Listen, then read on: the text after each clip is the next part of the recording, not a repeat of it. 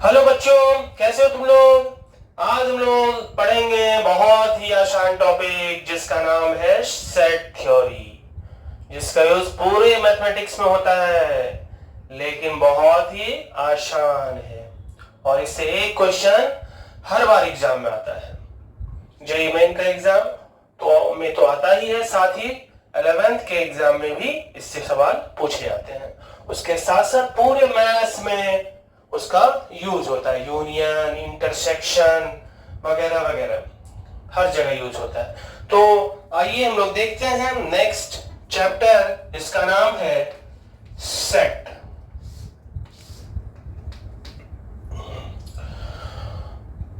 पहले बोला जैसा कि बहुत ही आसान टॉपिक है, थ्योरेटिकल है, तो पहले कुछ टर्म्स को हम लोग जानते हैं। क्या है टर्म्स? पहला टर्म जो है उसका नाम है सेट। सेट किसको कहते हैं? सेट होता क्या है? सो set is the collection of well defined objects. बात करें डेफिनेशन का तो it is collection of well defined objects. Well defined objects, well defined objects. अब ये डिफाइंड का क्या मतलब? कोई चीज अगर डिफाइंड है इसका मतलब है कि वो रियल है। डिफाइंड का मतलब होता है क्या? रियल। रियल जो सच में है। हम इंसान सच में है, भूत प्रेत का कोई एग्जिस्टेंस नहीं होता, वो रियल नहीं है, तो भूतों का कलेक्शन सेट नहीं हो सकता।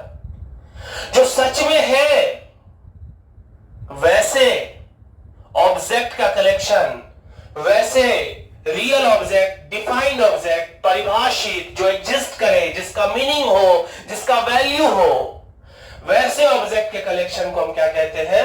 सेट कहते हैं। ठीक है, और इसको डिनोट करते हैं कैपिटल लेटर से। सो मान जैसे A is equal to 1 2 3, B is equal to 1 by 2, 1 by 1, 1 by 2, 1 by 3, 1 by 4.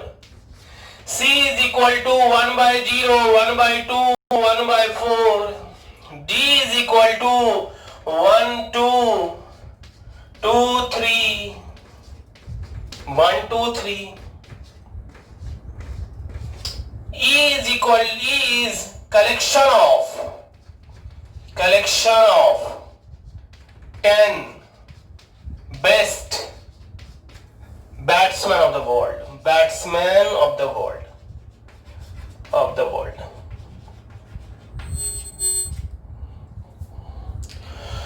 तो डिफाइन होना चाहिए। डिफाइंड ऑब्जेक्ट के कलेक्शन को इस सेट कहते हैं, और सेट के सारे एलिमेंट्स को कर्ली ब्रैकेट के अंदर सेपरेट किया जाता है कॉमा से।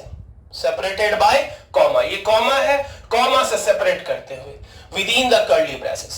तो यहां सारा एलिमेंट क्या है? डिफाइंड है, इसलिए सेट है। यहां भी सारा एलिमेंट डिफाइंड है, रियल है, इसलिए सेट है। यहां पर 1 by 0 क्या होता है? अनडिफाइंड। 1 by 0 क्या होता है? अनडिफाइंड, इसलिए ये सेट नहीं है।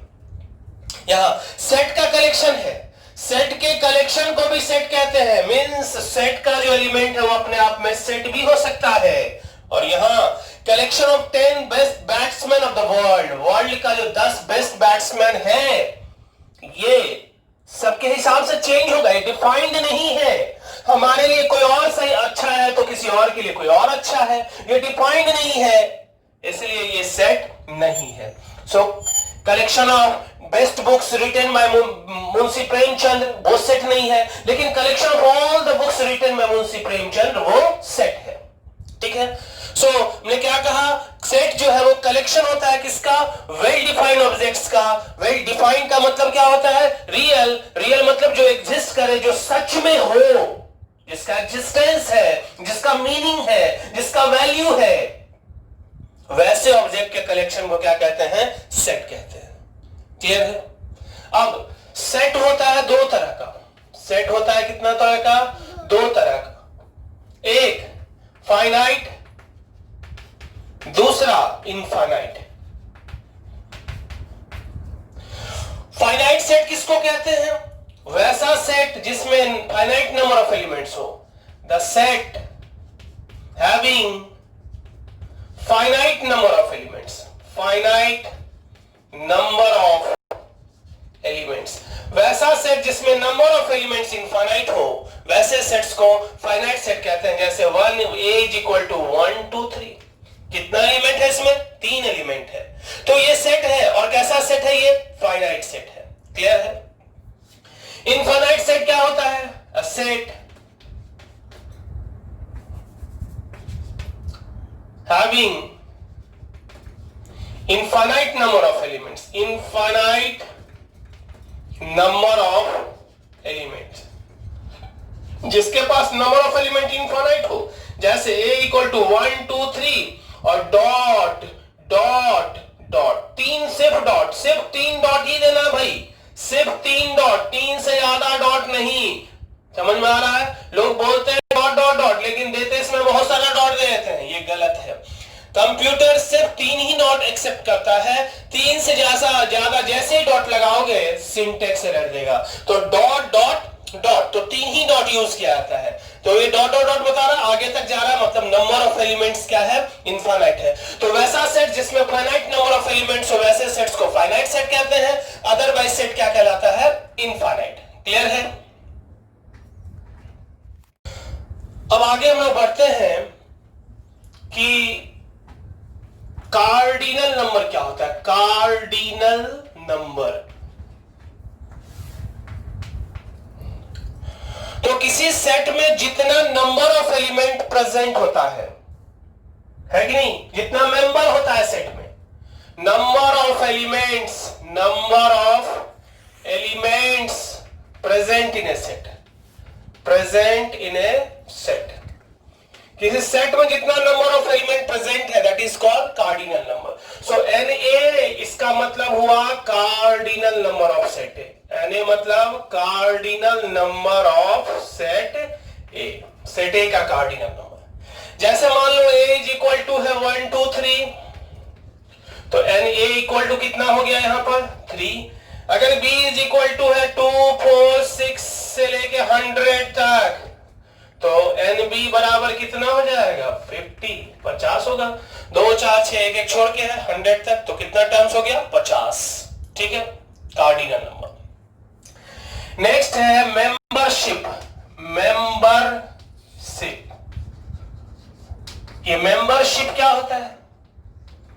जैसे हर एक आदमी अपने घर का एक मेंबर है, हम भी अपने घर के मेंबर है, तुम भी अपने घर के एक मेंबर हो।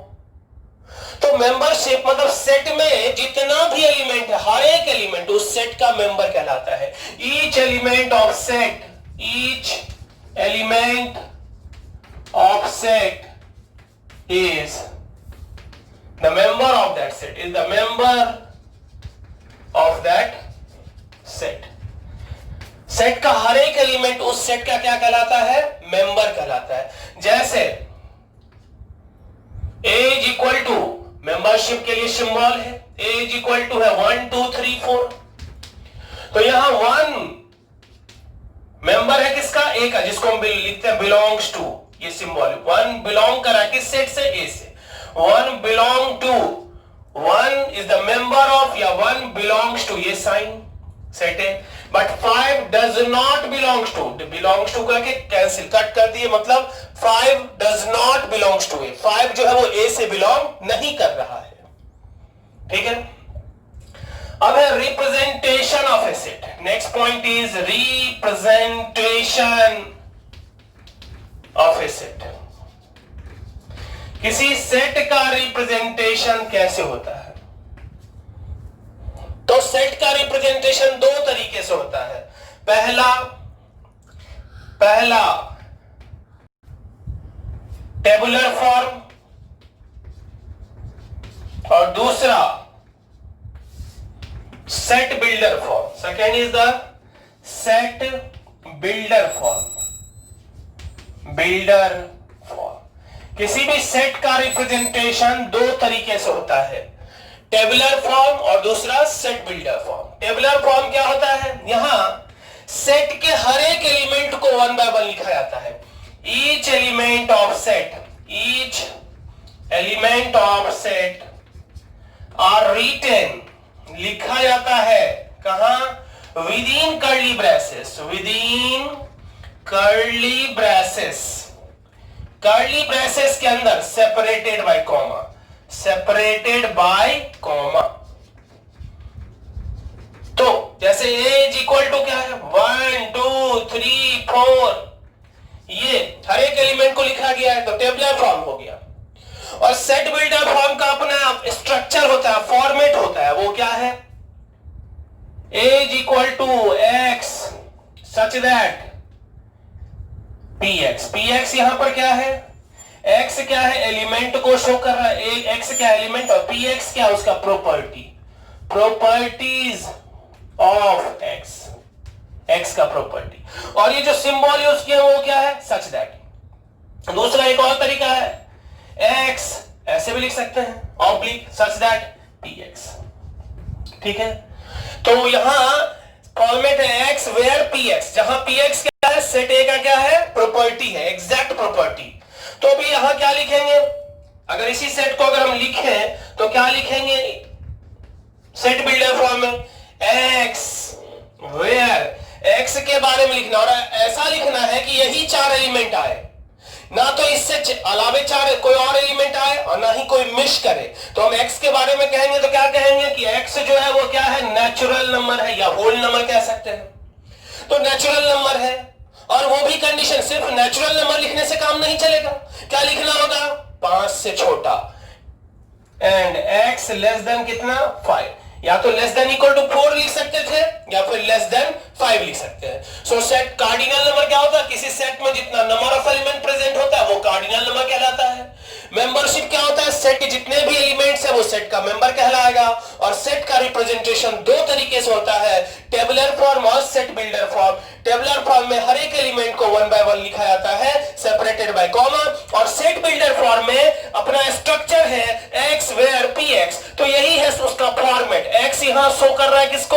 एलिमेंट को, और पी एक्स क्या है? उस एलिमेंट एक्स का प्रॉपर्टीज। या दोनों, ये कॉलन या ऑब्लिक दोनों यूज होता है वेयर के लिए, एक्स वेयर पी एक्स या एक्स कॉलन पी एक्स, ये भी वेयर ही पढ़ा जाता है। तो A is equal to x where यहां लिखना है तो कुछ ऐसा लिखना है, कुछ ऐसा यूनिक्स लिखना होगा कि इसी चार के अलावा कोई और ना आए, ना तो इसमें कोई मिस करे, ना ही कुछ एक्स्ट्रा आए, और चार नहीं बल्कि यही चार आए। तो इस चार के बारे में क्या लिखेंगे? तो ये चारों क्या है? नेचुरल नंबर है। और सिर्फ नेचुरल नंबर से काम नहीं चलेगा, ये भी कहना होगा कि 5 से छोटा है। क्लियर है? अब हम लोग बात करेंगे सिंगलेटन सेट क्या होता है। सिंगलेटन सेट, सिंगलेटन सेट क्या होता है?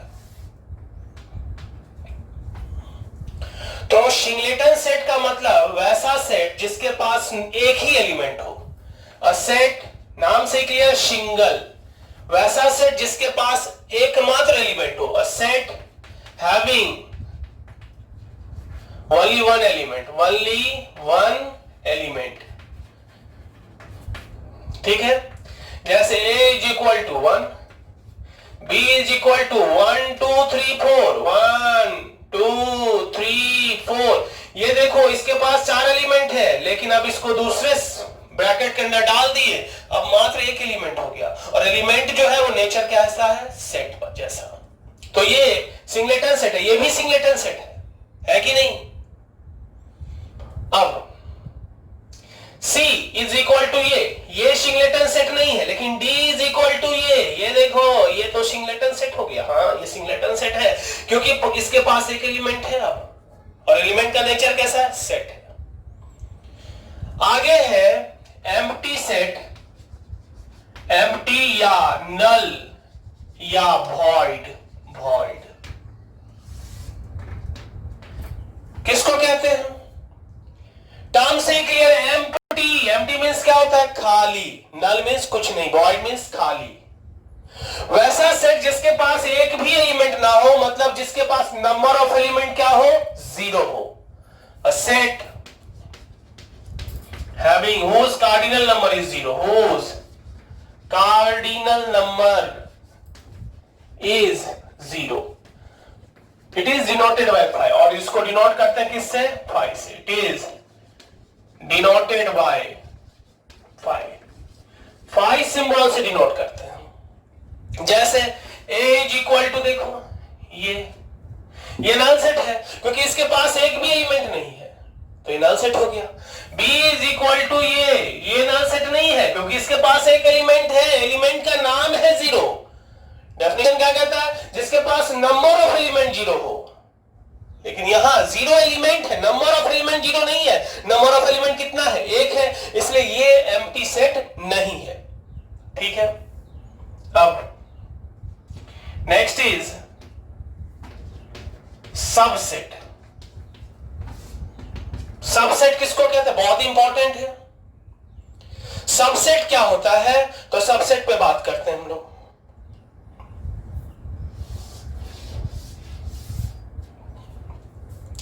सेट ए सेट बी का सबसेट तब कहलाएगा, set A is set to B subset of set B. A set B का सबसेट कहलाता है। ए सबसेट कहलाता है किसका? बी का। सेट ए सेट बी का सबसेट कहलाता है तब जब ए का सारा एलिमेंट प्रेजेंट हो बी में। ए का सारा एलिमेंट किस में प्रेजेंट हो? बी में। If all elements of set A R present in, present हो किसमें? सेट बी में। अगर ए का सारा एलिमेंट सेट बी में प्रेजेंट हो तो ही सबसेट कहलाएगा। जैसे a is equal to 1 2, b is equal to 1 2 3, तो यहां a सबसेट है किसका? b का। a सबसेट है किसका? b का, क्योंकि a का सारा एलिमेंट प्रेजेंट है किसमें? b में। a का सारा एलिमेंट b में प्रेजेंट है, इसलिए a सबसेट होगा किसका? b का। And phi is the subset of every set. Phi is the subset of every set. Every set मतलब including null set. Every set. phi जो होता है वो हर एक सेट का सबसेट होता है क्योंकि phi में जो भी है वो सब में है, तो इसलिए phi हर एक सेट का क्या होता है? सबसेट होता है। अब हम लोग देख रहे हैं कि टोटल नंबर ऑफ सबसेट कितना होगा। टोटल नंबर ऑफ सबसेट्स, इसका यूज हमेशा में हमको होते रहता है। तो यहां सेट, यहां सबसेट्स और यहां total number of subsets. Total number of subsets, ठीक है। सेट्स, सबसेट और टोटल नंबर ऑफ सबसेट। जैसे ये है 5, तो इसका सबसेट क्या होगा? 5 एक होगा। एक अगर 1 है तो इसका सबसेट क्या होगा? एक तो जीरो एलिमेंट, एक सिंगल एलिमेंट ले लो। फिर इसमें 1 2 ले लेते हैं तो इसका सबसेट क्या सब होगा? एक तो 5, एक 1 सिंगल एलिमेंट, फिर 2, फिर 1 2। फिर ले लेते हैं 1 2 3, तो इसका सबसेट क्या सब होगा? पहले तो 5, फिर सिंगल सिंगल एलिमेंट लो तो 1 2 3, फिर डबल डबल लो तो क्या सब आएगा? 1 2 1 3 2 3, फिर ट्रिपल ट्रिपल लो तो क्या आएगा? 1 2 3। टोटल देख लो, तो यहां पे टोटल कितना आया? 1 मतलब कितना? 2 का पावर 0। यहां 2 है तो 2 बराबर कितना? 2 का पावर 1। यहां 4 है तो 4 बराबर कितना? 2 का पावर 2। यहां 8 है तो 8 बराबर कितना? 2 का 8 है तो 2 का पावर कितना? 3। तो टोटल नंबर ऑफ सबसेट कितना हो गया? 0 एलिमेंट था तो टोटल सबसेट 2 का पावर 0, 1 एलिमेंट है तो टोटल सबसेट 2 का पावर 1, 2 एलिमेंट है तो टोटल सबसेट 2 का पावर 2, 3 एलिमेंट है टोटल सबसेट 2 का पावर 3, 10 एलिमेंट होगा टोटल सबसेट 2 का पावर 10। तो जब n एलिमेंट होगा तो टोटल नंबर ऑफ सबसेट कितना होगा? 2 का पावर n, है कि नहीं? जब 10 एलिमेंट होगा तो टोटल सबसेट कितना हो जाएगा? 10 एलिमेंट जब होगा तो टोटल सबसेट कितना हो जाएगा? यहां पे लिखते हैं। सो नंबर ऑफ सबसेट्स कितना हो गया? Number of subsets is equal to कितना? 2 का पावर n। इसके बाद यहां लिख रहे हैं इसलिए सिंगल टिक और यहां double tick. So number of subsets is equal to हो गया 2 का पावर n, वेयर n क्या है? Number of element in set. Number of elements in set. Set में जितना अगर एलिमेंट n है तो उसका टोटल नंबर ऑफ सबसेट कितना होगा, n होगा। आया समझ में? आगे अब है equal and equivalent set. Equal and equivalent set.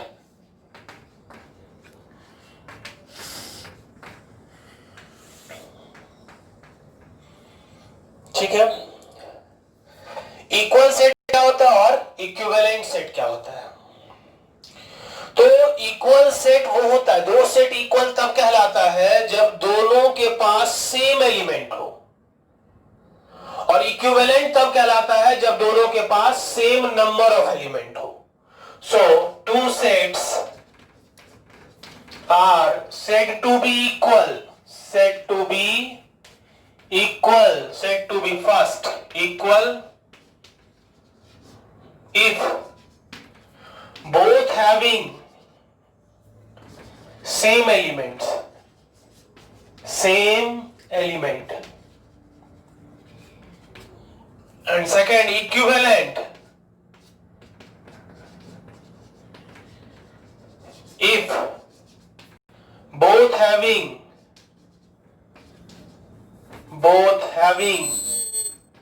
same number of element, same number of element।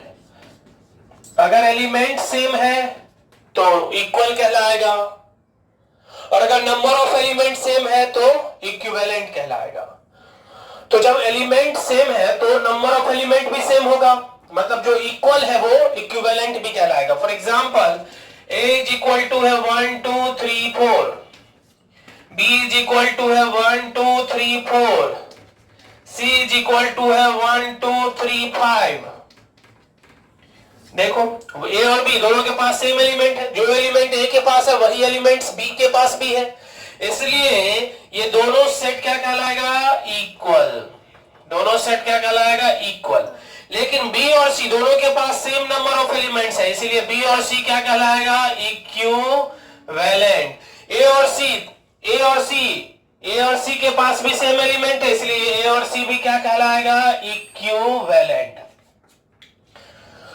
So a और b इक्वल भी है एंड इक्विवेलेंट भी है। इक्वल एंड क्या, इक्विवेलेंट, क्योंकि जब इक्वल होता है तो इक्विवेलेंट भी होगा। इक्वल है तो एलिमेंट्स सेम है, और जब एलिमेंट्स सेम है तो नंबर ऑफ एलिमेंट्स भी क्या होगा, सेम होगा।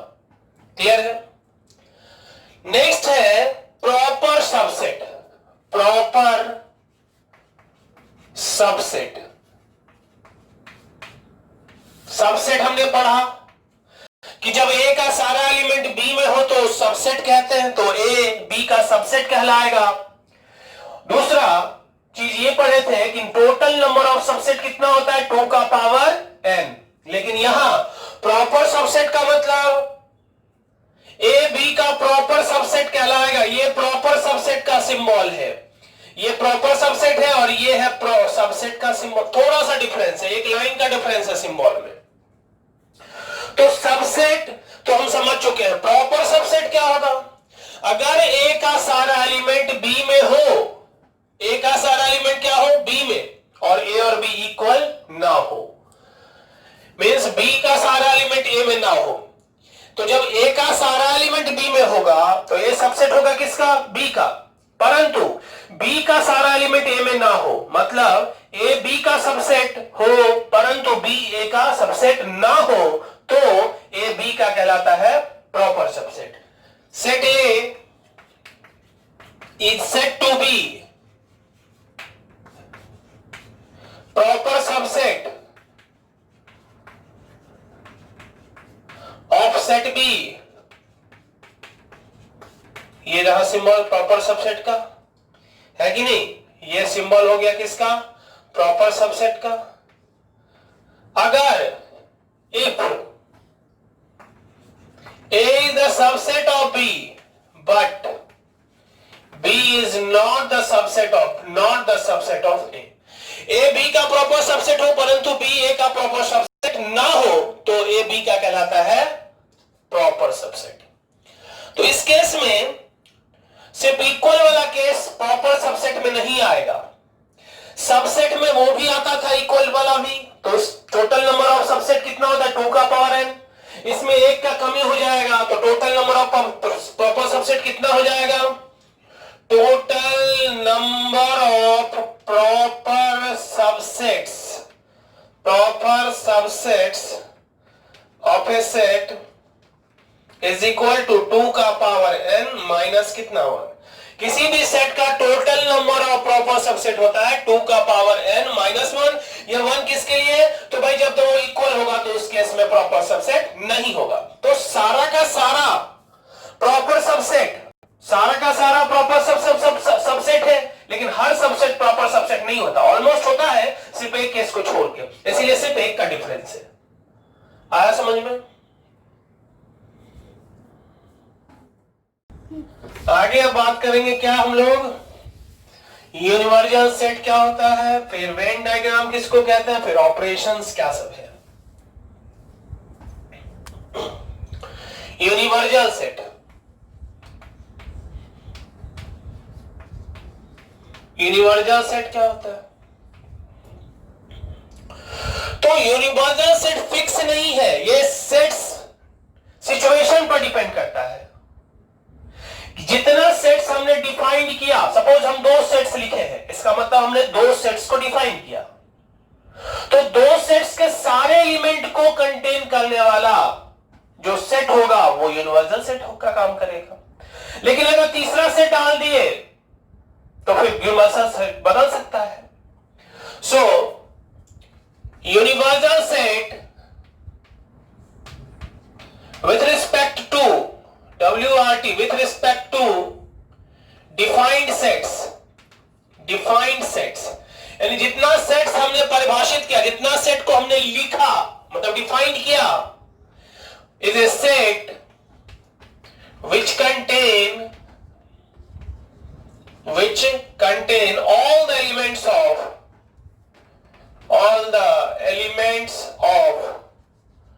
defined sets,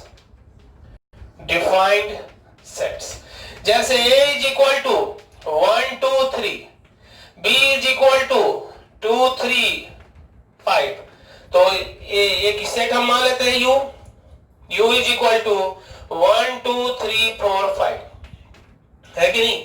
इस 2 सेट्स के सारे एलिमेंट को ये कंटेन कर रहा है, इसलिए ये यूनिवर्सल सेट है। तो इसको डिनोट किससे करते हैं, U से। It is denoted by U, it is denoted by capital U। Universal set को U से डिनोट करते हैं। लेकिन अगर हम यहां पर एक नया सेट अगर डाल दें, जिसमें एलिमेंट 5 6 हो, तो फिर ये यूनिवर्सल सेट का काम नहीं करेगा। तो डिपेंड करता है यूनिवर्सल सेट भाई कितना सेट्स डिफाइंड है। जो सेट्स डिफाइंड है उसके रिस्पेक्ट में यूनिवर्सल सेट एक ऐसा सेट होता है जो सारे डिफाइंड सेट्स के सारे एलिमेंट को कंटेन करे। क्लियर है? आगे हम लोग बात कर रहे हैं अब ऑपरेशंस क्या क्या है सेट का, और वेन डायग्राम क्या होता है। तो वेन डायग्राम, ये वेन डायग्राम क्या है, तो वेन डायग्राम सेट का ग्राफिकल रिप्रेजेंटेशन। जब सेट को ग्राफिकली रिप्रेजेंट करते हैं तो वो जो रिप्रेजेंटेशन होता है ग्राफिकल, वो रिप्रेजेंटेशन कहलाता है Venn diagram. So it is graphical representation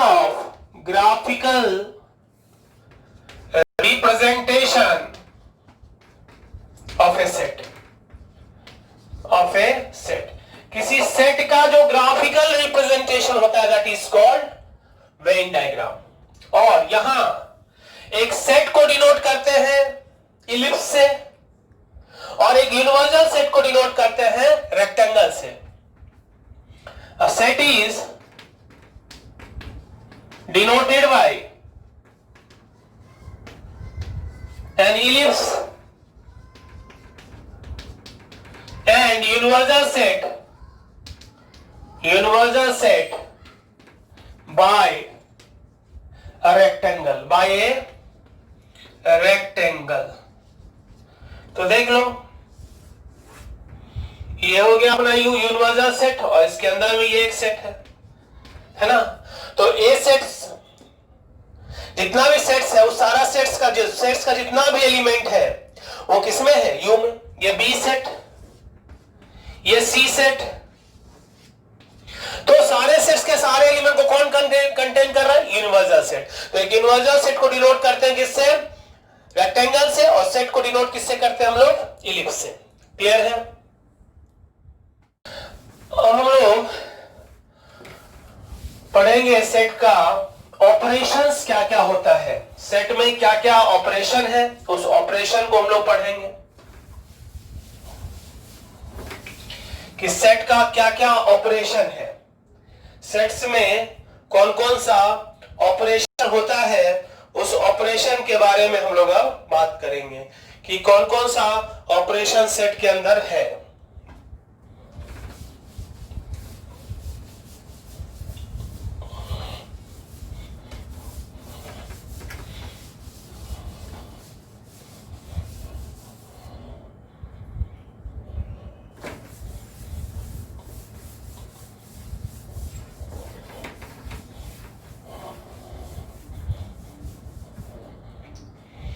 Operations on set. Operation on set.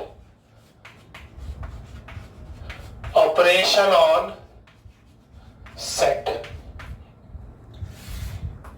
Set पर कौन कौन सा ऑपरेशन है, उस ऑपरेशन का हम लोग अब बात कर रहे हैं। सो पहला यूनियन,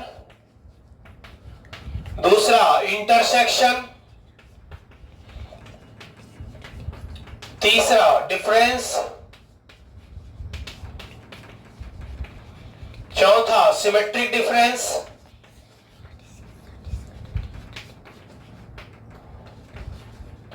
एंड पांचवा कॉम्प्लीमेंट।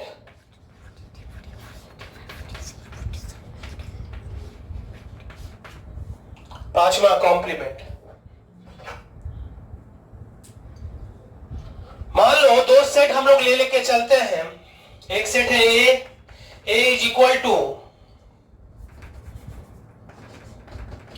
1 2 3 5, बी बराबर है 2 3 5 4 6, 2 3 4 और 6। तो u बराबर क्या सब हो जाएगा? 1 2 3 4 5 6। ये तो u का काम करेगा, 1 से लेके 6 तक लिया है कि नहीं। अब हम लोग यूनियन निकालते हैं। पहला operation union, union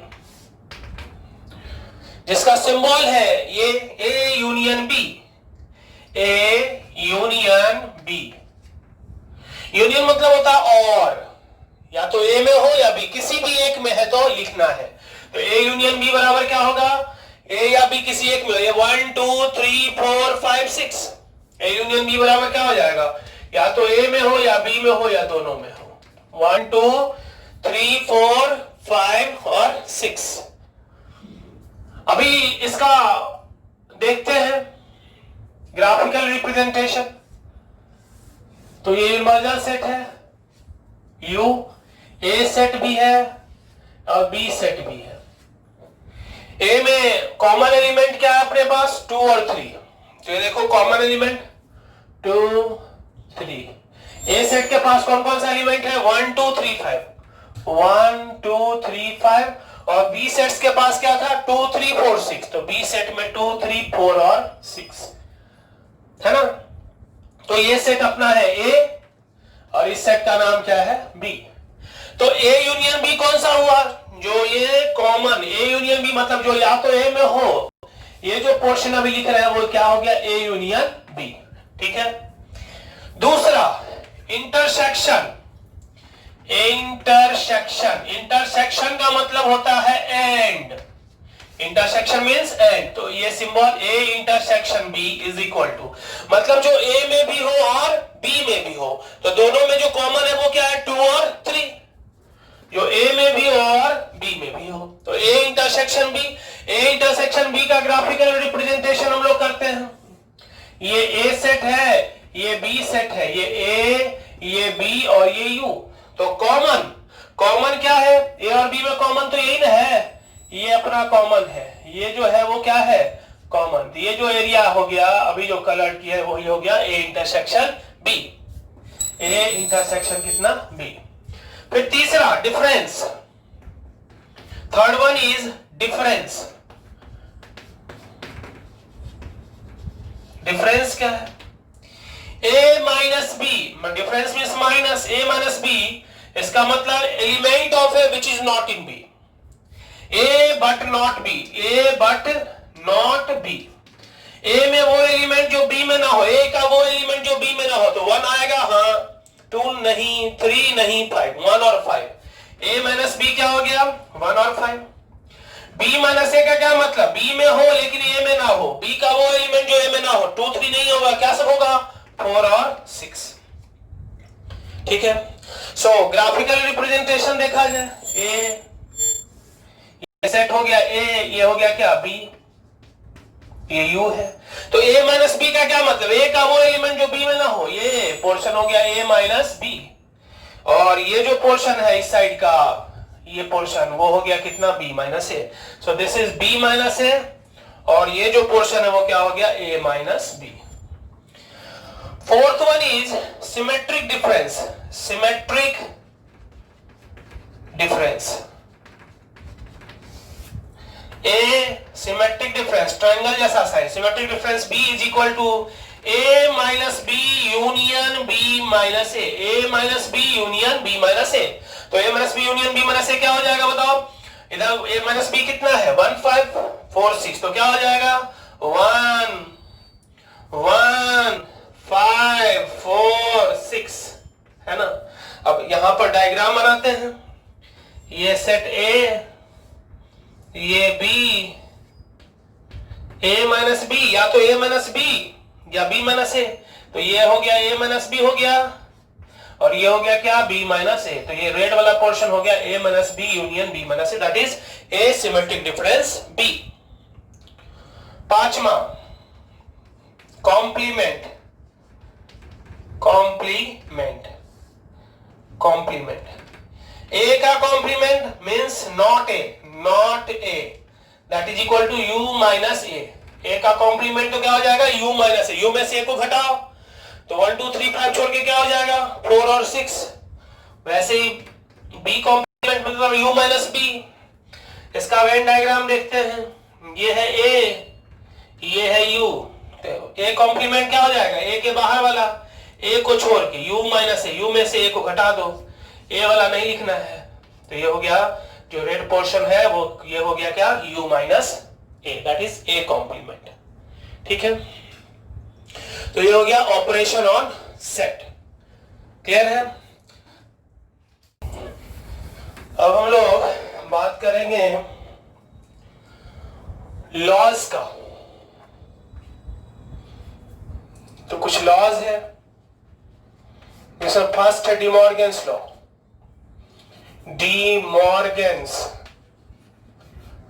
De Morgan's law. आगे भी हम लोग को पढ़ना है मैथमेटिकल रीजनिंग में। ए यूनियन बी का कॉम्प्लीमेंट बराबर ए का कॉम्प्लीमेंट इंटरसेक्शन, यूनियन बदल जाएगा इंटरसेक्शन में बी का कॉम्प्लीमेंट, और ए यूनियन इंटरसेक्शन बी का complement is equal to A का कॉम्प्लीमेंट यूनियन बी का कॉम्प्लीमेंट। ठीक है। दूसरा जो लॉज है वो है inclusion and exclusion, inclusion and exclusion, exclusion. ये क्या कहता है? ये कहता है एन ए यूनियन बी बराबर n A plus n B minus n A intersection B. मतलब ए यूनियन बी में नंबर ऑफ एलिमेंट क्या होगा? तो n A plus n B minus n A intersection B. और वैसे ही A union B union C जब 3 रहेगा तो क्या होगा? पहले सिंगल सिंगल प्लस में लिखेंगे, n A plus n B plus n C, फिर डबल डबल, अब साइन चेंज हो जाएगा, minus n A intersection B minus n B intersection C minus n C intersection A, अब फिर ट्रिपल में तो sign change, plus n A intersection B intersection C. वैसे 4 वाला होगा, लेकिन 4 वाला हम लोग के सिलेबस में नहीं है।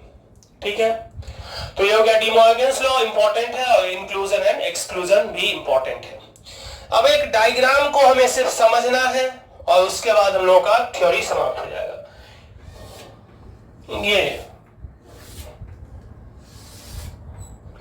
ये सेट ए है, ये सेट बी है और ये सेट सी है। ये यूनिवर्सल सेट, ये ए सेट, ये बी सेट और ये सी सेट।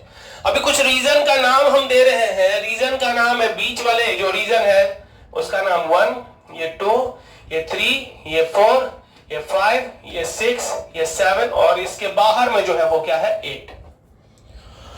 तो अब देखो ए सेट में कौन कौन सा है, ध्यान से देखना। ए सेट में कौन कौन सा है, सेट ए। सेट ए का मतलब क्या सब एलिमेंट है, 1 2, रीजन कौन कौन सा 1 2 3 5, 1 2 3 5, रीजन 1 2 3 5, 1 2 3 5, चारों रीजन सेट ए है। लेकिन ओनली ए कौन सा होगा, तो 5। A but not B, A but not B, A लेकिन बी में ना हो, ए का वो एलिमेंट जो बी में ना हो। तो कौन कौन सा रीजन होगा, ए का रीजन लेना है जो बी में ना हो, तो 3 5 लेना है, ऐसे 3 और 5। अब है एग्जैक्टली टू, जो दोनों सिर्फ 2 ही में है, तो वो कौन कौन सा होगा, 2 3 4, 2 3 4 है कि नहीं। ए इंटरसेक्शन बी क्या होगा, ए इंटरसेक्शन बी, तो ए और बी का कॉमन क्या है 1 और 2। ओनली ए इंटरसेक्शन बी क्या होगा, only A and B, only A and B, A और बी का कॉमन, सिर्फ ए और बी का कॉमन, तो क्या होगा 2। तो इस तरह से यहां पर 1 2 3 5 एलिमेंट नहीं है, ये रीजन को रिप्रेजेंट कर रहा है। Neither A nor B nor C, कौन सा रीजन होगा 8 मतलब ना तो ए ना ही बी ना ही सी। तो प्रॉब्लम के समय में हम लोग इसी को बना के चलेंगे, क्योंकि laws of inclusion and exclusion में जब हम बनाते हैं प्रॉब्लम को तो वहां ज्यादा कंफ्यूजन होता है। अगर हम डायग्राम के हिसाब से अगर हम बनाएंगे तो वो प्रॉब्लम थोड़ा सा आसानी हो जाता है। तो आज हम लोग इसी के साथ पढ़े हैं सेट के बारे में, ठीक है। और ये सब बहुत ही आसान टॉपिक है जिससे क्वेश्चन हर हाल में जेईई मेंस से पूछे जाते हैं। सेट रिलेशन से एक क्वेश्चन हम लोग पढ़े हुए हैं ऑलरेडी, रिलेशन आपको मिल जाएगा, जाइएगा चैनल पे तो वो मिल जाएगा। उसके अलावा बहुत सारा छोटा छोटा टॉपिक है जिससे कम समय देने के बाद भी एक क्वेश्चन बच्चे श्योरली बना सकते हैं, ठीक है। तो फिर हम लोग अगले क्लास में मिलते हैं प्रॉब्लम के साथ। Thank you.